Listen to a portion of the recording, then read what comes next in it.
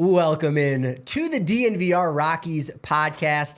I'm your host, Patrick Lyons, and joining me as my co-host today, Christian Saez. What's up, buddy? Oh, I'm happy I'm here, man. Get to talk some good baseball. This is the best time of year. It is. It's Christmas for baseball fans. It really is. And the temperature is just like perfect. Yeah. A little cool in the morning, but then it warms up. It's such a bummer we're not playing here in Colorado right now, especially given how just crappy the regular season was weather-wise for the Rockies. So many games that were impacted by weather, and then now it's like perfect in October. And of course, the Rockies haven't seen October in a minute. So no. Saturday was the 5-year anniversary of Game 3 of the 2018 NLDS against the Brewers, and that was a cold game. That was, and you're like, no, that's not indicative of Colorado. Yeah. It's sort of, and maybe that's a good thing. There's probably a lot of Coloradans listening to this, like, no, we don't want people to know how great the weather is. Yeah. Like when we have snow opening day against Atlanta in 2018, and it's like snowing, and it's 32 degrees. Yep, nope, it's like that all summer. Yeah. Don't move here at all. That's like Seattle, and I know Seattle has a roof, but if people come to Seattle thinking it's going to be just miserable, cold, rainy, but then you get there in the summer and there's 4 months of like 85 and perfectly sunny. And I remember taking Marissa to Seattle for the first time, and she never saw it rain for like 2 years of us going and visiting. She's like, what is this stereotype? Like, I've never seen it rain. Same exact thing. The best cities have the worst weather. Yeah. So at the All-Star game this year, rocking the cap today. Yeah, so love you got to be it. I love watching it. live on YouTube on the DNVR Sports channel. The weather was perfect in the summer, where it was like 80 every day, like 60 degrees in the morning. Absolutely perfect. Plenty of sun too. And then in San Francisco, when I went out there last year to cover a series, it was like, all right, it's May, it's going to be cold. Maybe because I prepared for the cold and I was expecting the worst, it was like, no, this is great. No, this when is that fine. fog rolls out at like 10 a.m., it's great. It's a crystal clear sunny day from that point on. Awesome weather. Yeah, that West Coast weather is good. It can catch up to you when the season hits. Sure was. Yeah. It was fantastic when I was in Chicago right there at the end of the season. And look, we're going to talk postseason. We got plenty of that to talk about. We got Danielle Allentuck calling in with a conversation with her about the 0-2 Orioles. Jeez. It's kind of a surprise there. Big surprise. With that home field advantage. We'll talk about if the setup for the postseason, at least here in the early rounds, is something that needs to be changed or altered. That's kind of been a conversation in and around the game. We'll get to that. But of course, let's start off with some Rockies general news and notes. Arizona Fall League going on right now. Is that, as a huge baseball guy like yourself, is that one of those things that might not be at the top of the bucket list as a baseball fan, but somewhere on there of like, yeah, I want to go down in Phoenix, watch the future stars of the game in the Arizona Fall League, do nothing but that for like a month when it starts to get cold, but it's still 80, 90 degrees in Phoenix. Especially in Phoenix. I think if you're coming off of a season where you're in the playoffs, you're making a postseason run, you win the World Series, I could care less about, fall ball. But if you're in a situation like the Rockies are in, where you are in full rebuild, hoping that the future generation of the Rockies is going to be what bails you out at some point in the next few years, then yeah, you pay attention a lot to what's happening this time of year and really all off season. So I'm excited to see what they can bring out of a few weeks of baseball. Great segue to Sterling Thompson, 2 for 5 in the last game on Saturday. Sundays are their day off. He was 2 for 5 with a walk, RBI. He's third right now in the Arizona Fall League in OPS after the first week, 9 for 18, batting .500. He is one of those players that each and every year you look at the Arizona Fall League, and there are guys, if you go back and look through the list, that will contribute for the next year, some more than others. Arenado had his Arizona Fall League MVP season in 2012. Immediate impact there in 2013. Sterling Thompson is that next guy up. Drafted as a third baseman who can play a little corner outfield. They've been playing him a little bit at second base, which has obviously led to some speculation that, there was some conversation last offseason where maybe there was some back and forth between the Marlins and Rockies for Brendan Rodgers coming off that Gold Glove Award season. Again, still has 2 more years of club control. This is kind of the point in which a lot of teams who are looking to get better for the future will cash in some of those younger chips, those controllable chips. So it'll be interesting to see if Thompson sort of forces the Rockies' hands and say, do we need to move on from a Ryan McMahon or Brendan Rodgers, maybe to at least acquire a little bit of starting pitching? Yeah, I mean, and you're at this point, you're in a place where, all hands are on deck, all bets are off. You're just making moves at this point. So I think there's opportunity in every way you can see it. If you want to keep some of those core guys that you had and you think you can build off of those guys, then great. But if you want to go with a younger guy, this is the time in your, I don't know, in your organization where you can take those risks. Maybe if you're a team that, like I said, is making the postseason, you're in that winning window. You don't want to be taking some huge risks on young guys. I think the Rockies have all the room in the world. Like, take those risks. And if you're not feeling 100% confident in the guys that are on your roster right now, use them to build value on your team. So I'm with you on that. And you look at 2 off seasons ago, there were 2 guys, I mentioned this before on the pod, you had Antonio Senzatella, Kyle Freeland, Ryan McMahon. Mm-hmm. They were coming up in their final 2 years of club control, of final 2 years of going to arbitration. And what the Rockies do, locked them up. So you should either be doing that with Brendan Rodgers this year, or be kind of exploring all different trade avenues. Benny Montgomery went 1 for 4 on Saturday. 18-11 shootout in the Salt River Raptors game on Saturday. Wow. Down in Phoenix. A lot of runs scored. 18-11? Yes. Wow. There were 3 Rockies pitchers who were involved in that, unfortunately, in that loss. Oh, geez. Not great. Jaden Hill threw 1 inning, gave up a run, but it was unearned and somehow got stuck with the loss there. That was strange. Juan Mejia is one of those young guys who, with relief pitchers, they're typically not top 30 prospects because they're quote unquote failed starters, or they've got a lot to kind of figure out. There's so many more variables for those guys. Juan Mejia is one of those who's always been around the fringes, but him getting the nod to go to the Arizona Fall League is an indicator that the Rockies do like him. 2 1/3 innings pitched so far, 7 strikeouts. All 7 of his outs have been Ks, and only walked 2. No hits allowed for a Juan Mejia. Yeah, it's good to see. And that's what you look for at those levels. And you look at it even during the regular season with minor league guys going back and forth. When you're looking at prospects, can you command consistency? And that's the biggest thing. And we talk about it a ton. But, and that's the same thing with Fall League and spring training, looking to see some of those young guys creating consistency. You love to see the strikeouts, but the number one part of that is the lack of walks, because you can get guys out there that are throwing 102 miles an hour with tail, and you're going to get 7 strikeouts in an outing.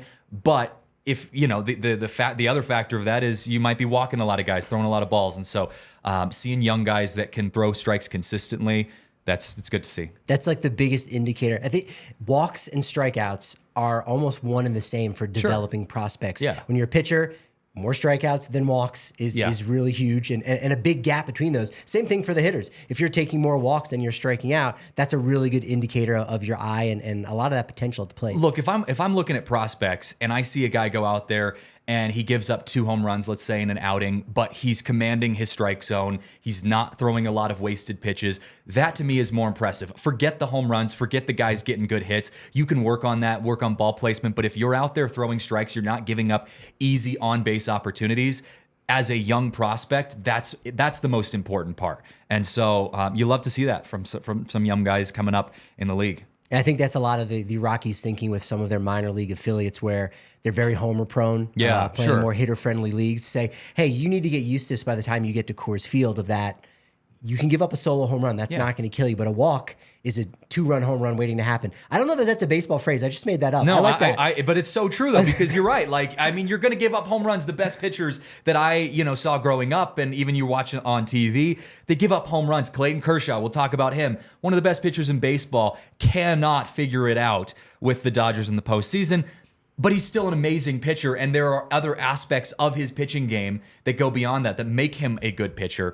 And so when you're looking at prospects, so what if you give up a home run? How can you respond to that? And you see that conversation a lot with young high school, college pitchers in the same way. Okay, well, how do you bounce back from adversity?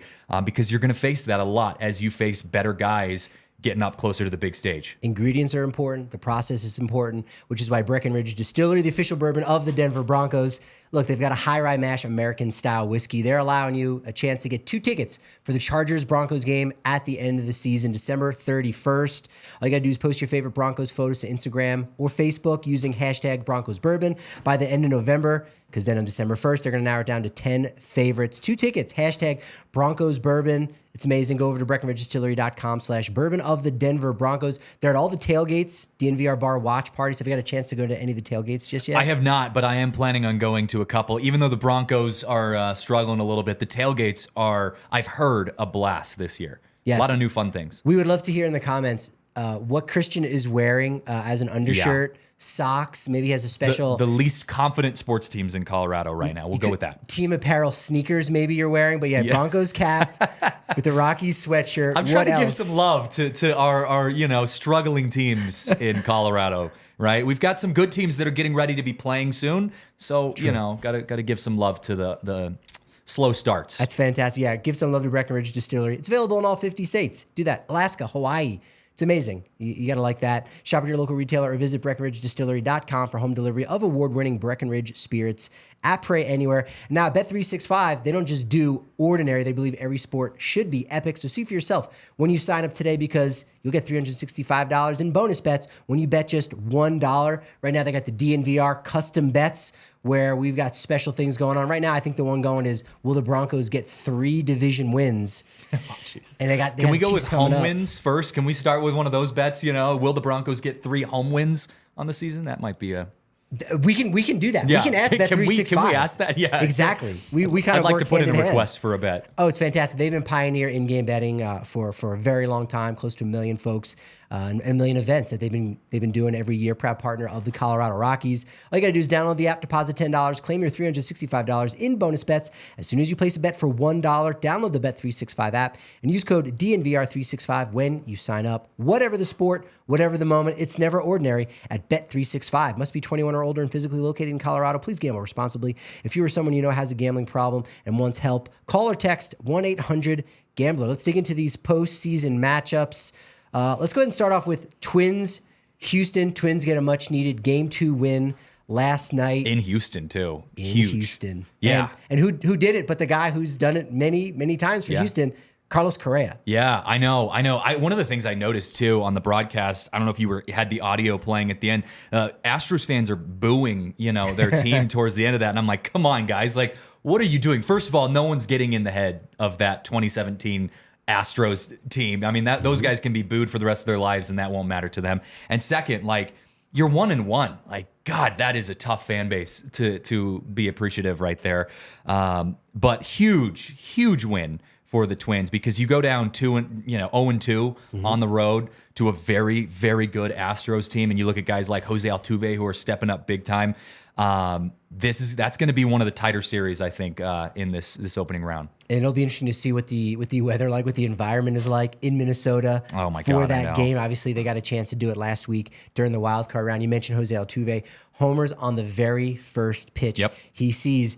Does it against 6'9" Bailey Ober. So of course, naturally, when you're 5'6" like Jose Altuve, every home run you hit has some kind of statistical relevance when it comes to your height. So that is the biggest height discrepancy between a pitcher and a hitter. 5'6" Jose Altuve and 6'9" Bailey Ober. Oh my God, 6'9". I cannot imagine that the angle in which that ball is coming out for a 5'6" versus 6'9".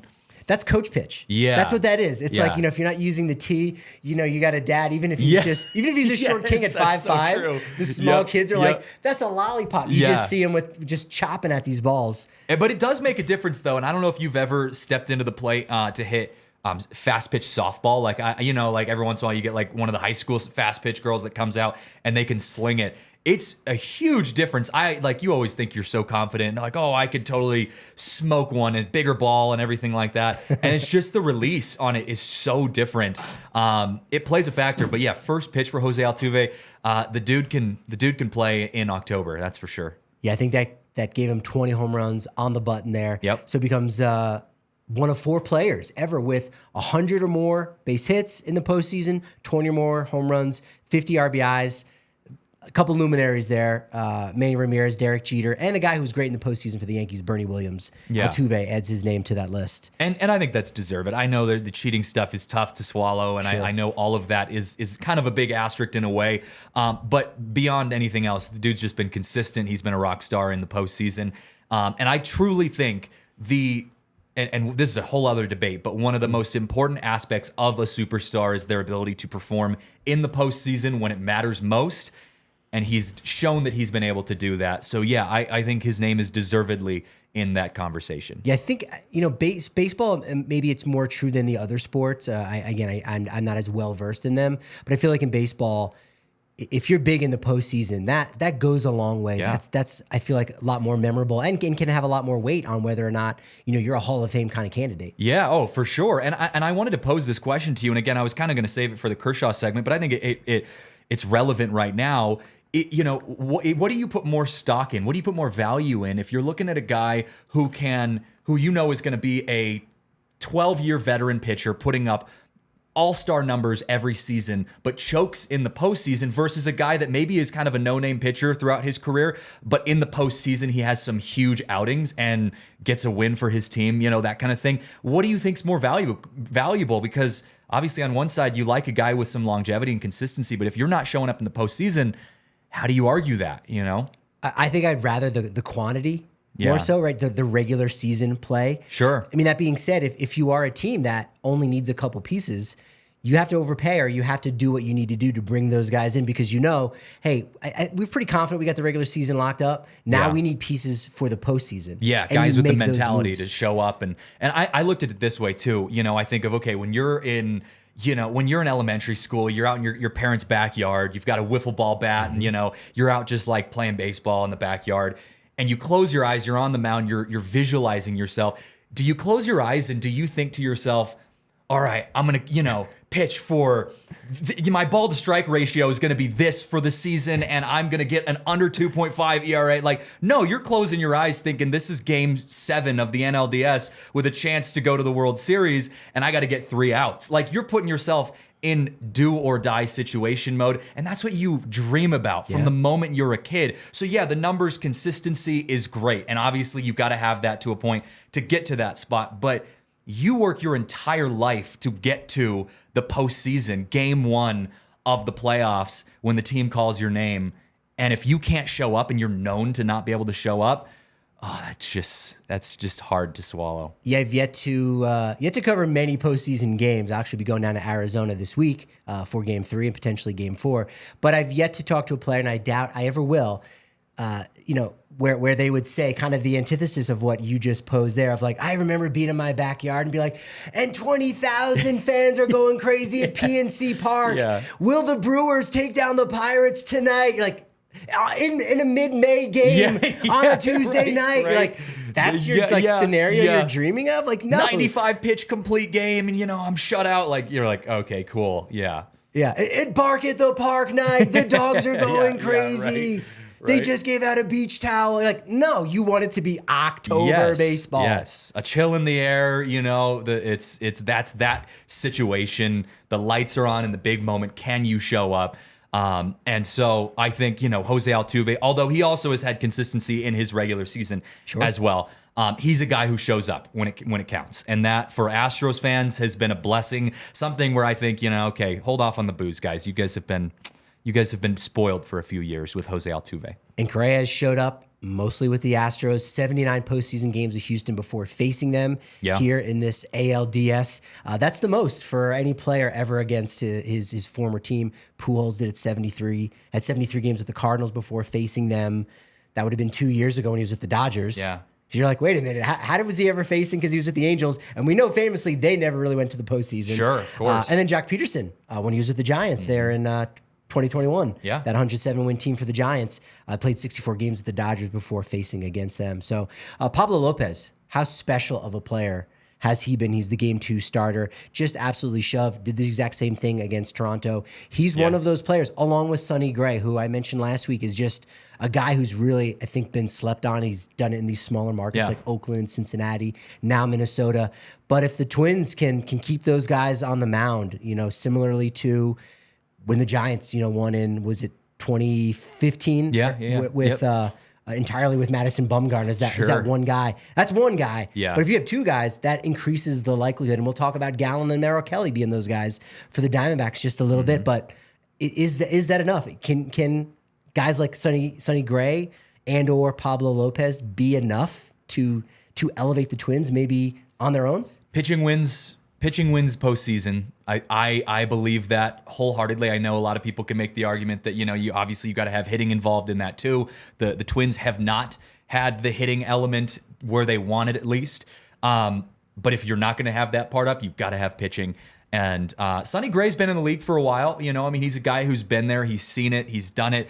And he just kind of speaks to that level of like that veteran attitude. And I think guys who have been to different programs as well, especially programs that haven't been known to win as much, like the Athletics, or at least win in the latter half of the season. It's very refreshing as a competitor to get to the postseason and have that opportunity. And so, yeah, when your number's called, Sonny Gray, Pablo Lopez showing up when it counts. But now it's about, okay, they did their job. Can the rest of the team do theirs? You got to have other guys stepping up. Yeah, step up and make yourself apparent. Down at Cherry Creek or North Denver at either of the Kind Love locations. They're amazing. They got 100 different stores around the state that you can actually get their Kind Love flour or the turbo joints. They're amazing. Official partner of DNVR. Support a local brand because they help support us. They do a wonderful job. Consistent, great experience each and every time that you go in there. Now they're available for deliveries too, especially when you use that code DNVR. Do that. They give you a great discount. One of the first dispensaries in all of Colorado back in 2010. Nobody knows more or does it better than Kind Love. And FOCO, they're experiencing a nice little boost right now, especially with their overalls. So first off, use code DNVR to get 10% off your purchases over at foco.com. But Jamie Moyer, Rockies legend, 49-year-old Rockies legend, was there rocking the overalls, throwing out the first pitch. They got CU plaid overalls. Yeah. What's a really bad college football team right now that you're going to go out and get their plaid overalls? Really set this outfit off. To set the I have no idea, but the overalls in general are just incredible to see. I'm waiting for Marissa to get some because she's talked about it a lot.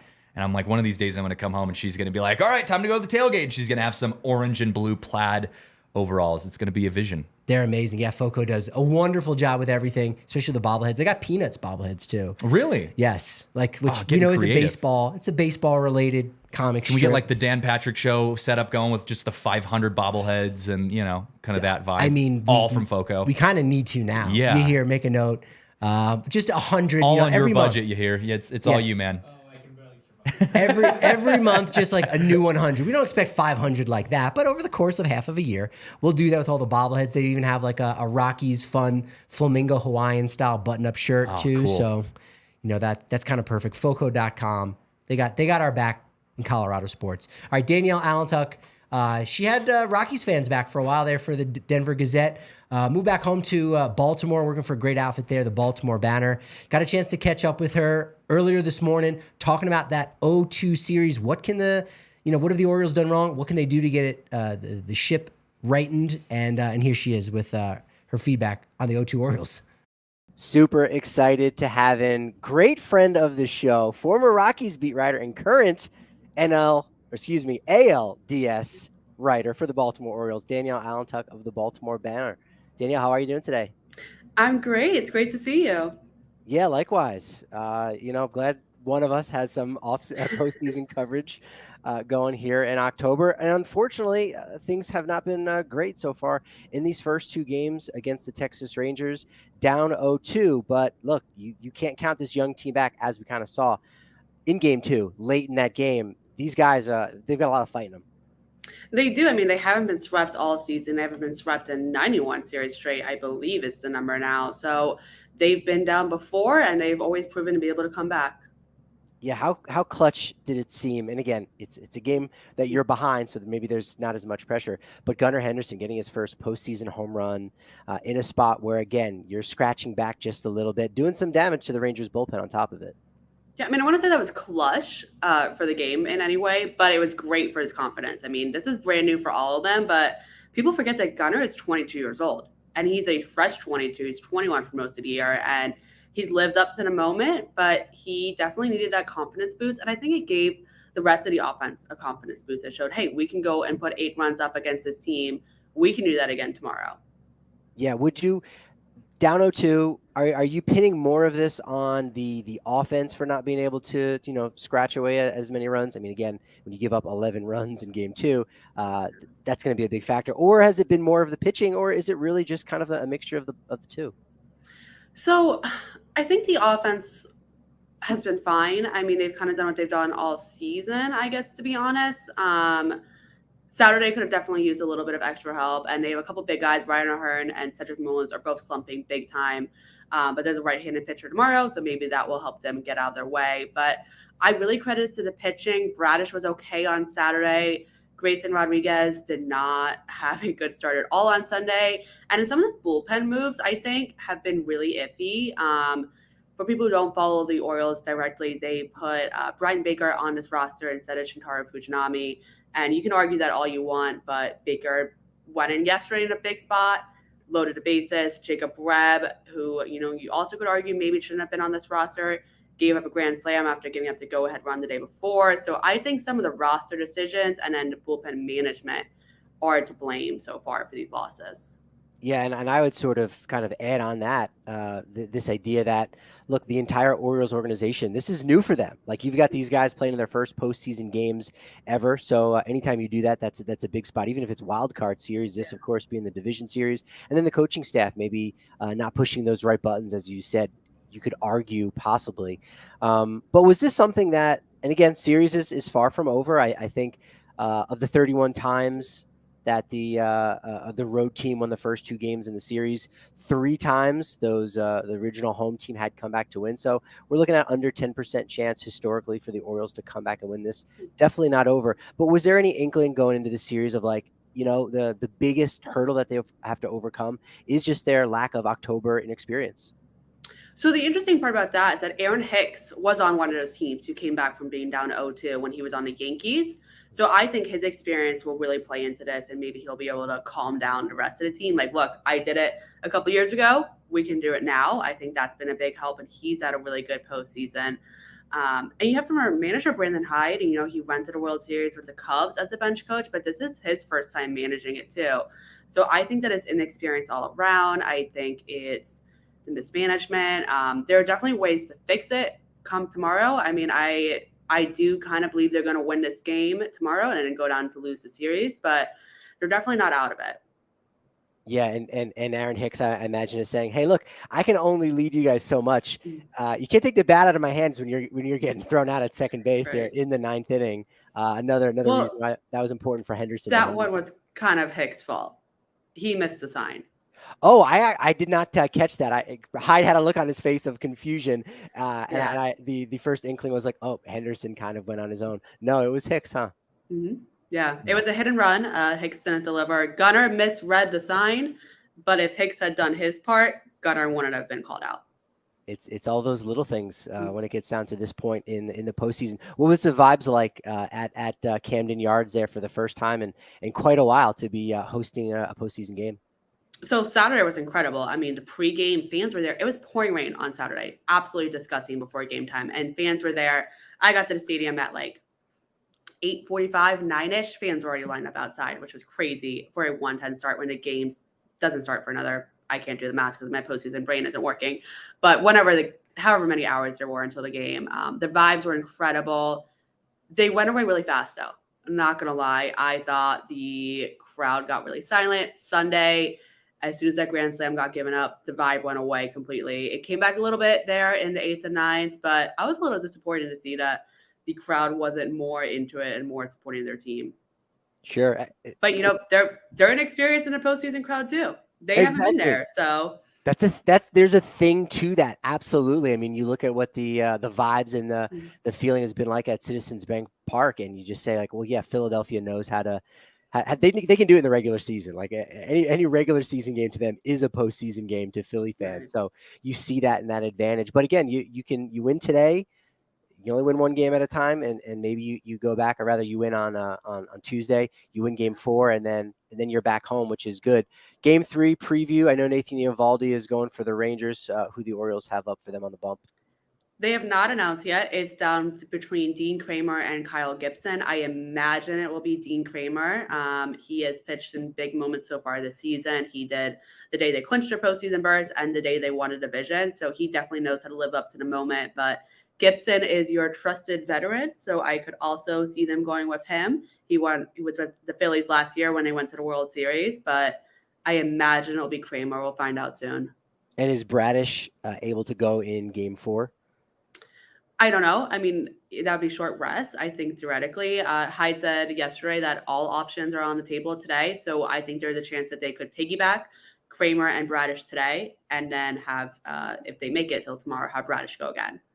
All right, what's your pick to click for Game 3? Who's got to be the guy for the Orioles to win, or who's most likely going to be the one who steps up and you say, hey, Orioles win Game 3, it's because of...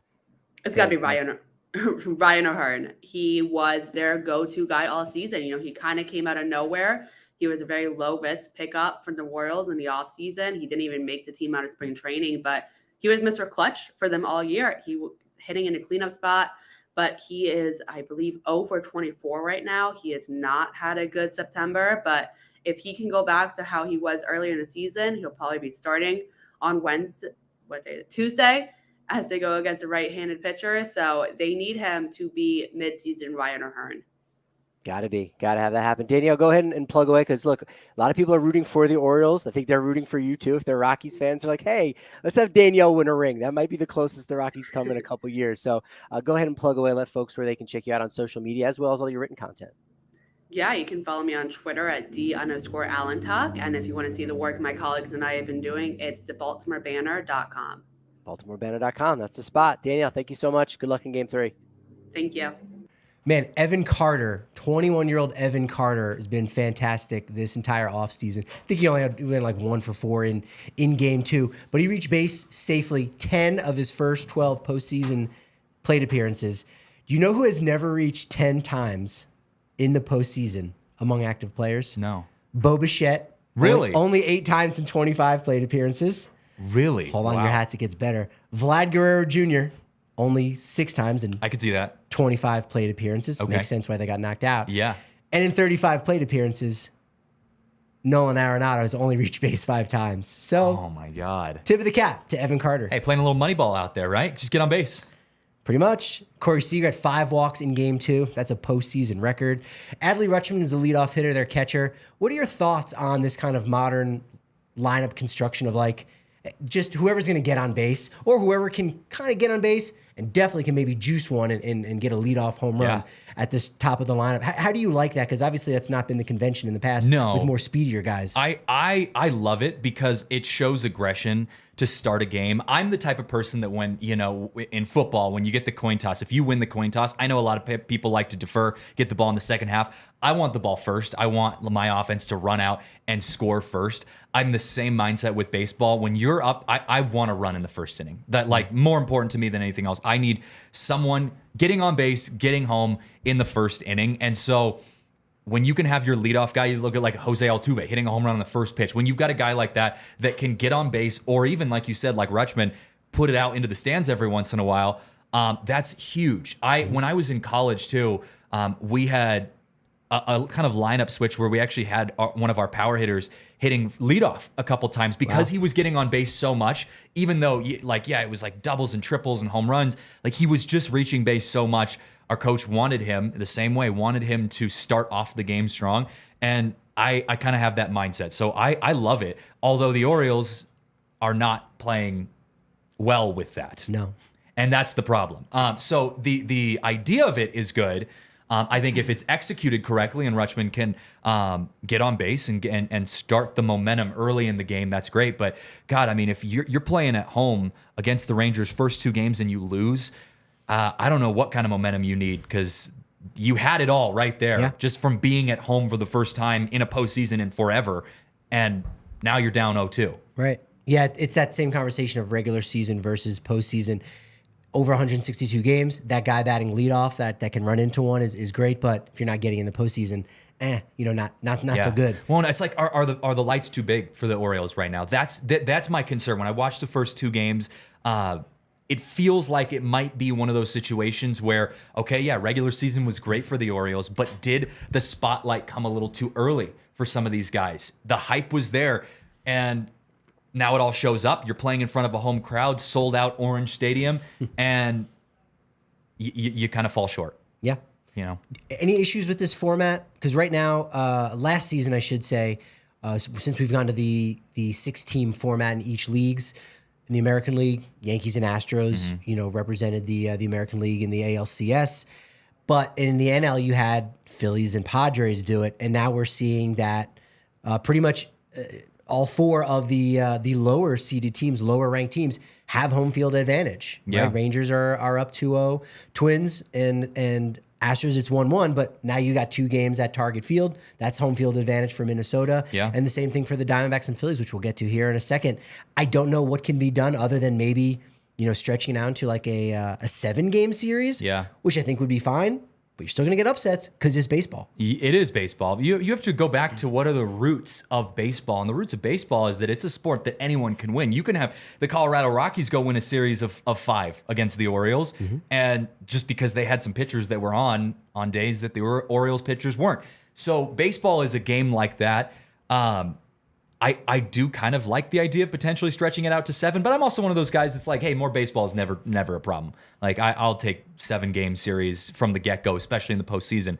But I don't really know what could be done in that situation. You're like you said, you're going to get upsets. That's just the nature of the game. And I think at a certain point, you just kind of have to accept it. Yeah, and we had, even when the wild card was first introduced, we had a lot of those teams going in where they had that momentum, and he said, hey, let's steal some of that momentum from them and have them have a wild card game so they, use up one of their pitchers. So I don't know that there is a magic bullet for that at all. But look, there's a magic bullet for anytime you're doing anything with a Denver or a Colorado sports, and it's coming down here to the corner of Colfax, New York at the DNVR bar. Get yourself signed up, become a diehard, where you get 15% off all your food and drink, 20% off all the gear over at DNVRlocker.com. All that Coach Prime gear, you can get that. Lock that down. It's wonderful. You also get a free shirt each and every year. We've got wonderful events going on all year long. They're only going to increase, obviously, with the Nuggets and Avs getting going here.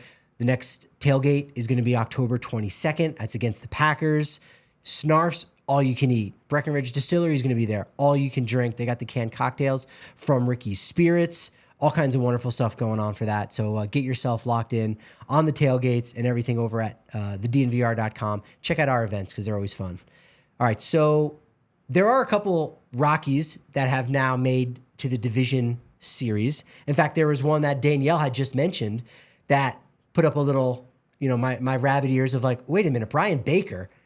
Is that the Rockies, Brian Baker? Yeah. No, couldn't possibly be. And like, oh yeah, that's right. I had forgotten that. Kind of the throw-in the Sung 1-0 deal in 2018. Chad Spanberger, Forrest Wall, who is on Atlanta's 26-man roster here for the NLDS. But Brian Baker pitching there in the postseason. Atlanta, as we know, all of those Rockies guys, Pierce Johnson, Brad Hand, Kevin Pillar, Forrest Wall, the coaches, Walt Weiss, Eric Young Sr., and Sal Fasano. Baltimore, besides Brian Baker, they've got Darren Holmes as their bullpen coach, former Rockies pitching coach. Texas hasn't activated John Gray yet, so they can't root for them. No, I guess technically. Not yet. No, Minnesota, first base coach Tony Diaz was a longtime first base coach, or actually for a couple years during their postseason runs in 17 and 18. Houston, not a trace of Rockies anywhere to be found. Yeah. To my knowledge, yes. Well, and I mean, although at the time this team was not under Rockies' domain, but Bruce Bochy used to coach the Spokane Indians way back in the day before they were a Rockies organization. They were actually with the Rangers at the time. But, so there was a little connection. Bruce Bochy was in the current old organization. Look, there's an asterisk next to it, but guess what?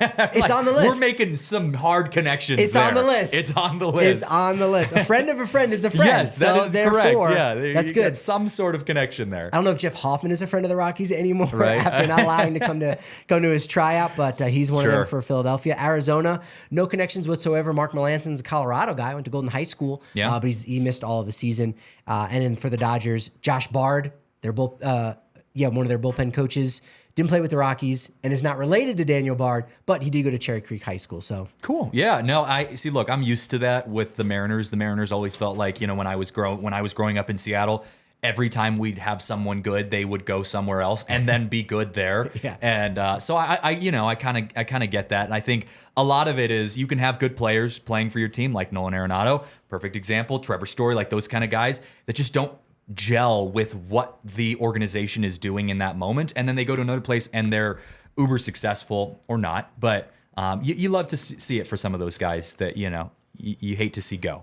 The NLDS so far, it's only been one game for them, but that was enough worth talking about. I feel like there was enough in both the Atlanta Philly series as well as the Arizona LA one as the 2 games that were played each. It felt like it. I had to do a double take when I was like, wait a minute, did I miss a second game? Like there's only been one. There really only has been one game.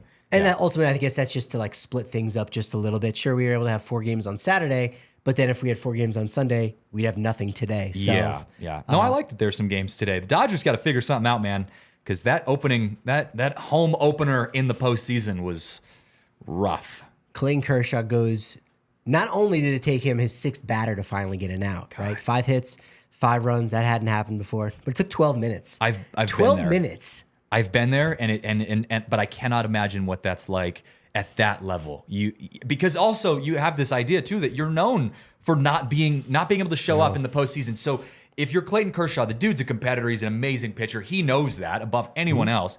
Like you have to go in there with a chip on your shoulder, and to get absolutely lit up in the first inning before you can even record an out is just demoralizing. And it makes your entire fan base, organization, and yourself even nervous when you get that ball again. If you do get the rock again, what is that going to be like? How am I going to come out there? And that's so hard mentally to overcome that consistency of struggle. I think the Broncos are doing it right now, where you're like, oh, there's just been a consistent, level of losing that you've had in these situations, and you have to find a way to snap out of that. Yeah. I don't know what that is for Kershaw, because he has not been able to show up when it counts. His head was so low. It was his chin was into his chest. His chest was concave. He had the D-line, head and hands Broncos lost picture. That was him. And we've seen that before too. Like that. That's what's so wild. So like going into this game on Saturday, it was so obviously going to be a Dodgers win. Besides the fact that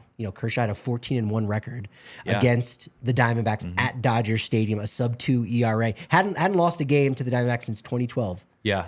President Barack Obama's first administration was the last time. That's crazy. Was the last time that Kershaw lost a game at Dodger Stadium. And then he had Merrill Kelly, who was 0-7 with a 5+ ERA, 7 ERA at Dodger Stadium against LA. He was out of the game before the Dodger, like the LA rush hour. People were able to get to the game. You know how it takes 30, 45 minutes for people to really show up to the game? I mean, there were empty seats and Kershaw was out. Imagine being like, all right, I spent hundreds of dollars to go take my kids and I to the Dodgers' first game of their postseason, and you show up and Kershaw's not even in the game because you get there at the end of the first inning. And they're just getting blown out. Unreal. It's 11-0. Obviously, at one point, I just had thought there were a lot of LA Lakers fans there, because you just see the yellow seats. Yeah, and you're like, wow, is everyone rocking the Kobe's today? Like, what's going on? And, no, they just went home. Yeah, they got late and left early and saw little bit of nothing. I think there was there was just so many head spinning stats that came out of it. Obviously, shortest start in Kershaw's career. I think. Tommy Pham had 3 hits before the number 9 hitter for the Dodgers even had a plate appearance. That was kind of very similar to that blowout of the Angels and the Rockies, where Bretton Doyle hadn't had a hit and it was 14-0 at that point.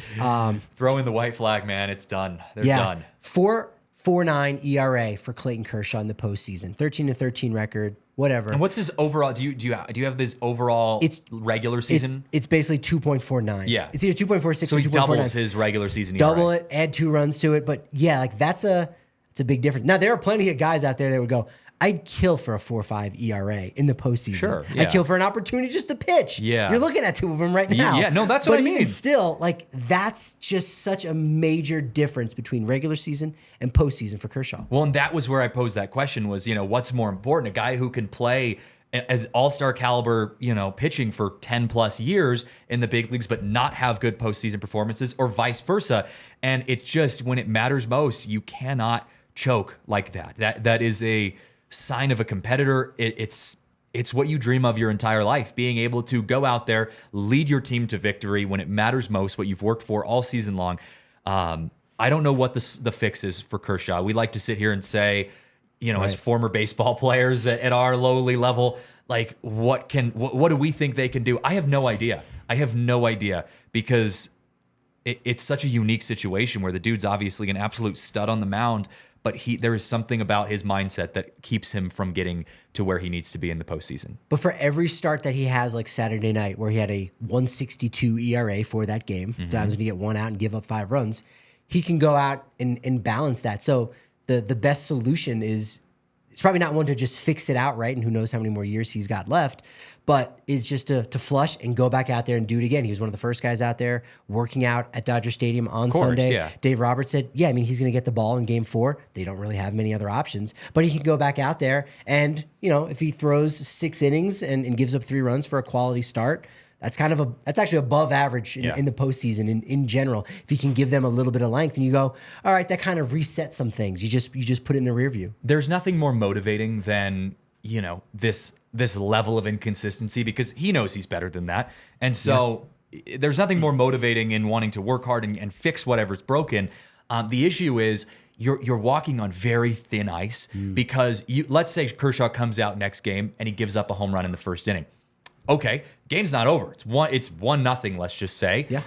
But what that does to your mindset in almost triggering this PTSD response of everything that's happened so far before that's where it gets stressful. You get a guy that hasn't had any postseason problems, gives up a home run in the first inning. Yeah, it's a bummer, but most likely he's probably going to just flush it and keep going. Kershaw, different situation. You've got a lot more things running through your head. So that's where it starts getting dangerous. If you're Dave Roberts, you don't have a lot of other options, but I might think of having a much quicker leash on Kershaw if he starts to see that his mental side of things is falling behind a little bit.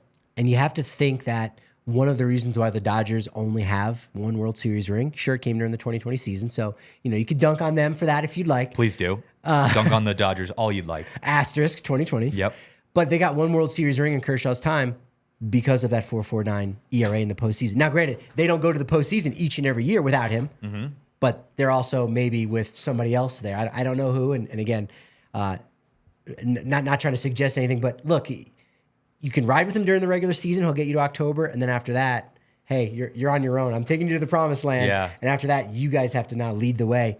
1 ring, asterisk.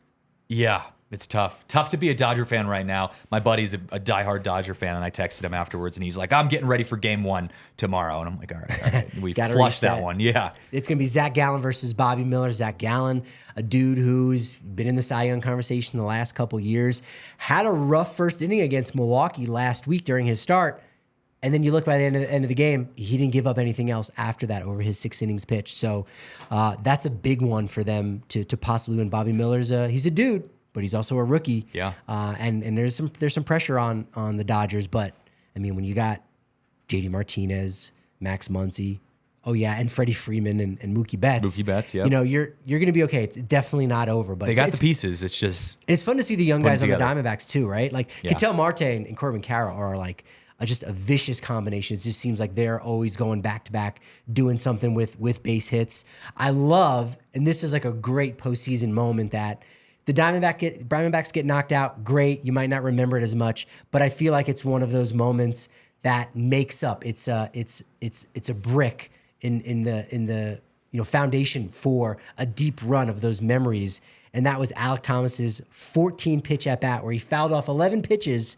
And on pitch number 14, homers. And you go, wow, that's postseason right there. That's the kind of stuff. That's the special stuff that happens for a team that ends up going all the way to win the World Series. I will say this, as a play-by-play broadcaster, there is nothing more exciting than calling one of those at-bats. I've had a couple of them because the tension starts building. You're like, okay, pitch number 12, here we go. It's 1-1 pitch, and you start building up. And when you finally get to release all of that, it's not just some like roll over to the shortstop, and it just kind of flutters out. When you get to release all of that buildup, there's nothing better. You go wild in the booth. Go crazy, folks. Go crazy, folks. And with these games being quicker, too, you look at a 7:07 first pitch start time for Diamondbacks, Dodgers tonight, and you go, I can probably watch all those games, all 9 innings pretty easily. Sure. Atlanta and Philly, that's going to be at 4:07 tonight.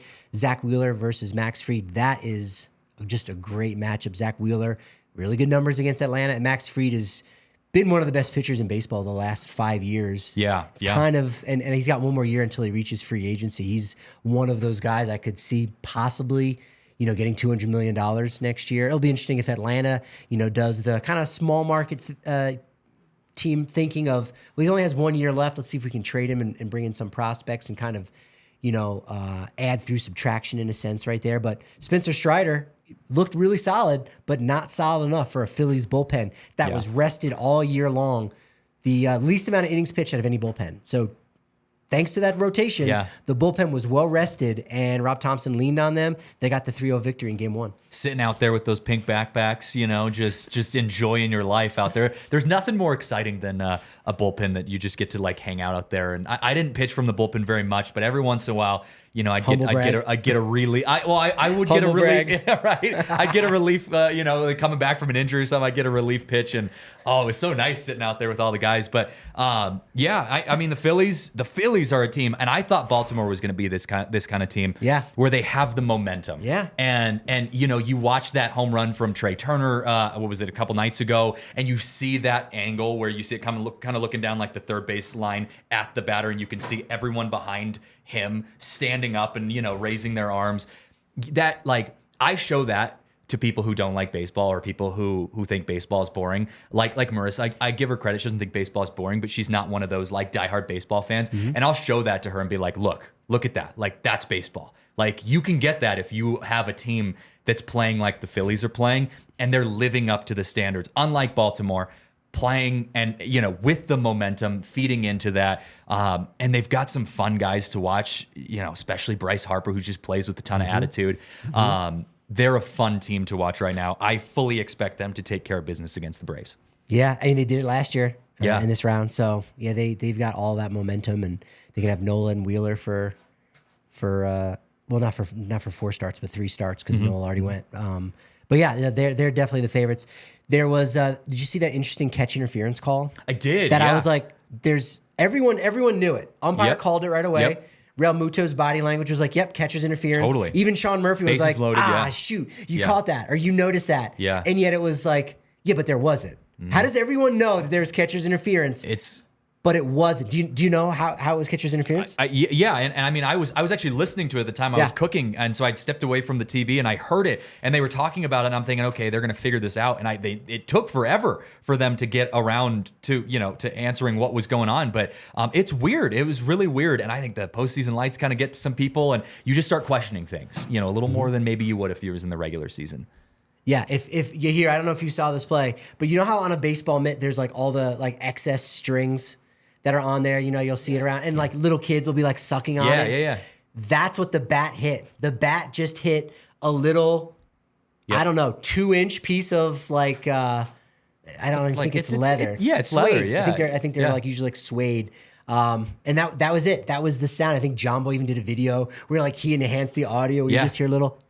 Yeah, see, just a tiny bit. In if you're playing at college level or below, you get with the metal bats, you can hear it a lot more clear. You can hear that. Ding, and with wood bats, it's different. But yeah, you can feel it. I will say, especially because you see it a lot with first base mitts and stuff. You got the floppy strings hanging off.